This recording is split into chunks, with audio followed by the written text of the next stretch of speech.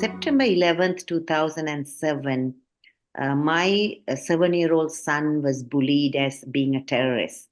He was only 7 years. And that propelled me to really get into social justice and activism.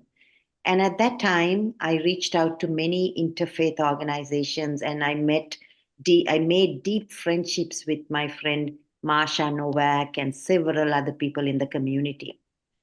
Finally, Marsha and we founded the largest interfaith organization in Los Angeles. What I find in the world today is there's 50% of the people who have nothing to say, but they're loud and speaking out, And there's a 50% like us who have so much to say, but we are quiet. So I want to talk about a blueprint briefly. Dr. King always, yes, we are waiting for someone else. And I don't think we need to wait for everybody. We are the leaders. When Paul Kessler, I live in LA, he was murdered about half an hour from where I live, because he was a Jewish citizen here of LA, because he was holding a Israeli flag. I don't know whether you heard about that. So then I wrote to all the Muslim leaders. I say, hey, the Jewish people have always stood with us. We have to condemn this. Not one person responded.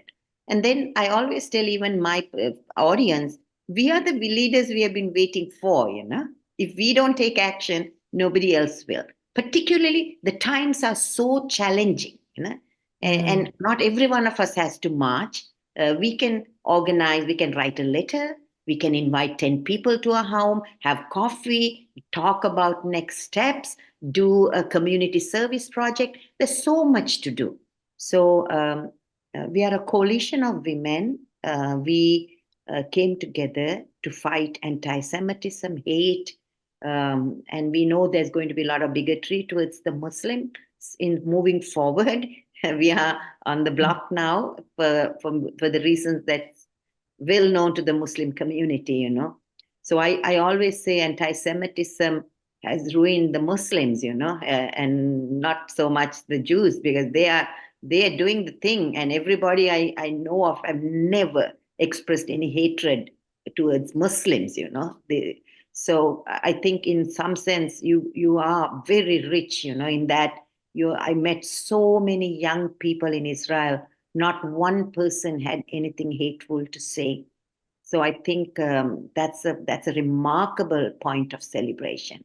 One woman I met, I will never forget. This is Mirev, who was telling us how she's from Kibbutz Be'eri, how on the day of the event, she was on the phone with her mother, and her elder mother, said to her, "Oh, I can hear Arabic being spoken," and she hung up. And later, when the terrorists, Hamas terrorists, had tapped on the door, Mirev's mom had said, she's alone, there's nobody else in the house. And of course, her husband and her grandson was in the house. So she didn't say that. Bravely, she said, only I'm in the house. So the Hamas terrorists had really butchered her. And yes.